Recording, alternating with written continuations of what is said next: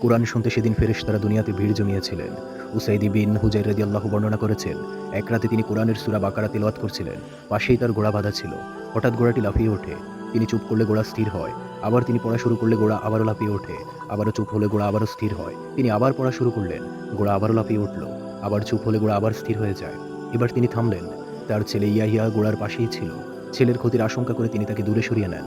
অতঃপর আকাশের দিকে মাথা তুলে তিনি কিছু একটা দেখেন। সকালে মহানবী সাল্লাল্লাহু আলাইহি সাল্লামের কাছে তিনি পুরো ঘটনাটি বর্ণনা করেন। ঘটনা শুনে নবী করিম সাল্লাল্লাহু আলাইহি সাল্লাম বলেন, হে ইবনে হুজাইর, তুমি পড়তে থাকতে। হে ইবনে হুজাইর, তুমি পড়তে থাকতে। তিনি বললেন, হে আল্লাহর রাসূল, আমার ভয় হচ্ছিল ঘোড়া আমার ছেলে ইয়াহিয়াকে পদদলিত করবে। ঘোড়ার ফলে আমার ছেলের কোনো ক্ষতি হবে, কেননা সে ঘোড়ার কাছেই ছিল। তাই ছেলের কাছে যাই। এরপর আমি মাথা উপরে আকাশে তুলে কিছু একটার ছায়া দেখতে পাই। তাতে অনেক বাতি ছিল। এরপর আমি বের হলে আর কোনো কিছু দেখিনি। রাসূল সাল্লাল্লাহু আলাইহি সাল্লাম বলেন, তুমি জানো এসব কি ছিল? তিনি বললেন, না ইয়া রাসূলুল্লাহ। রাসূল সাল্লাল্লাহু আলাইহি সাল্লাম বলেন, তারা ফেরেশতা ছিল। তোমার আওয়াজ শুনে তারা তোমার কাছে এসেছে। তুমি পড়তে থাকলে মানুষও তাদের দেখতে পেত।